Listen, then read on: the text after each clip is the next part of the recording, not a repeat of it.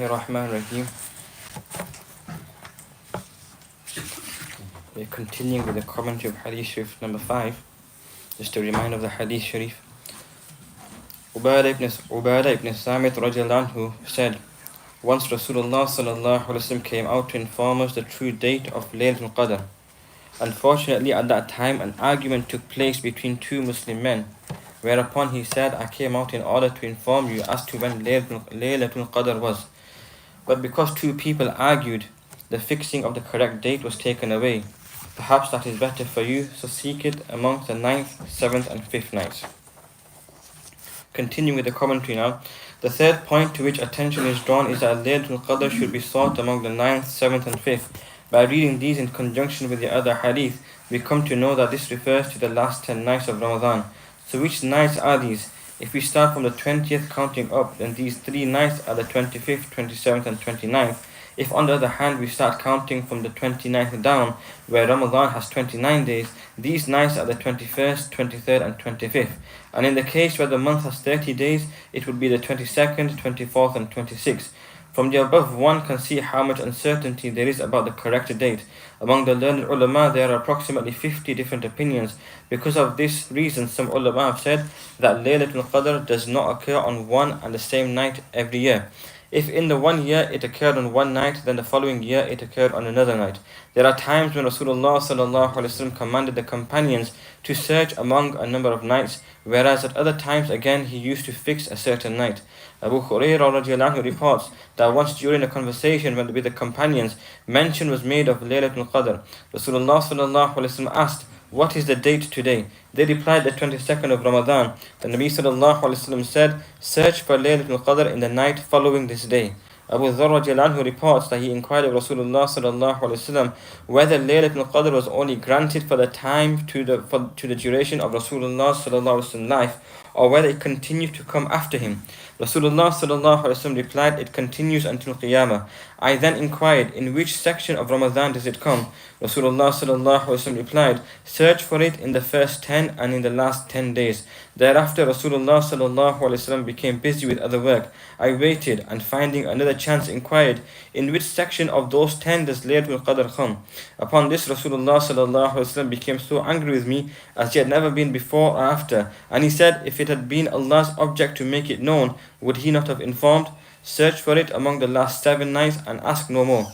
In another hadith again, Rasulullah sallallahu alaihi wasallam is reported to have told one Sahabi that Laylatul Qadr was on the 23rd night. Ibn Abbas radiallahu anhu related, while sleeping once, somebody said to me in my dream, rise up, this is Laylatul Qadr. I woke up and proceeded in haste to Rasulullah sallallahu alaihi wasallam.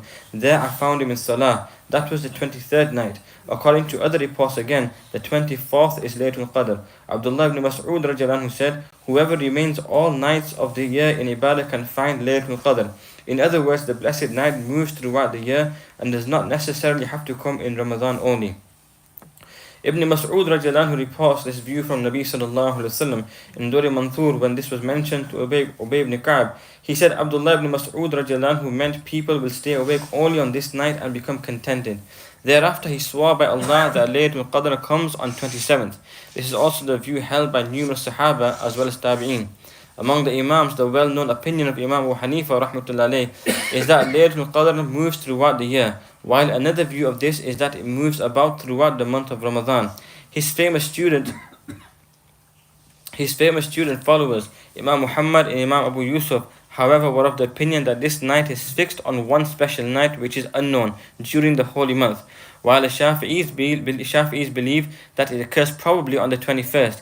Imam Ahmad rahmatullahi and Imam Malik rahmatullahi hold view that it comes only among the odd nights of the last 10 nights of Ramadan, moving from year to year, and it is not fixed. But as for the vast majority of ulama, their hope lies in Laylatul Qadr coming annually on the 27th night.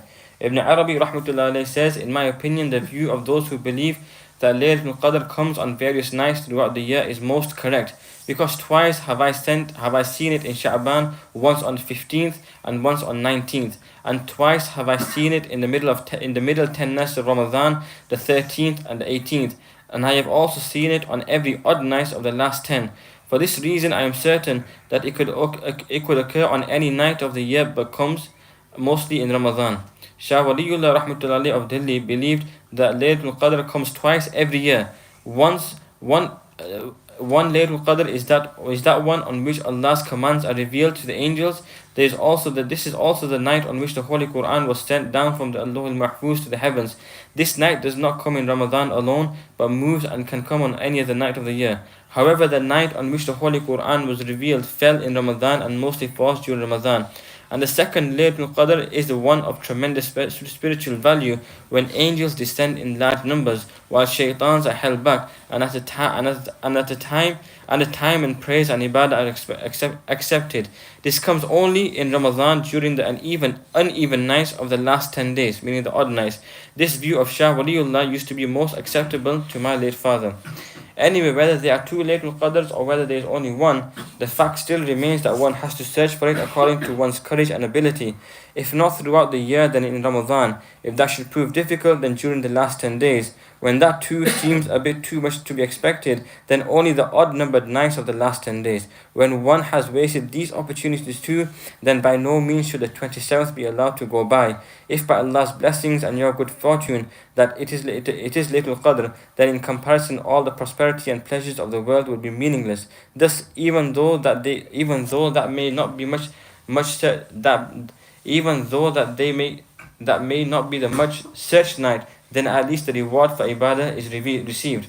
The salah of Maghrib and Isha throughout the year should be performed in Jama'ah, because if it is Laylatul Qadr, the reward for both is so much more. It is a great blessing of Allah that when one endeavors for religious aims and cannot make a success, he is still rewarded for the effort. And in spite of this, there are those who do not leave a stone unturned in their services for deen. On the contrary, in worldly affairs, when one does not break even, his efforts are also written off as a loss. Then too, in this latter case, numerous people spend their time, efforts and wealth in worldly things that are fruitless and without purpose, and do not hold any reward or consolation. MashaAllah, the Shaykh Rahmatullah is explaining in beautiful detail of the various opinions on Laylatul Qadr. May Allah subhanahu wa ta'ala grant us the tawfiq to seek Laylatul Qadr and grant us all the ibadahs of Laylatul Qadr, inshallah. Prevent us from wasting time and grant us the opportunity, the ability to maximize every second of these blessed nights and blessed days, inshallah. Subhanallah, bihamdi, subhanallah, bihamdi, inshallah. Just today,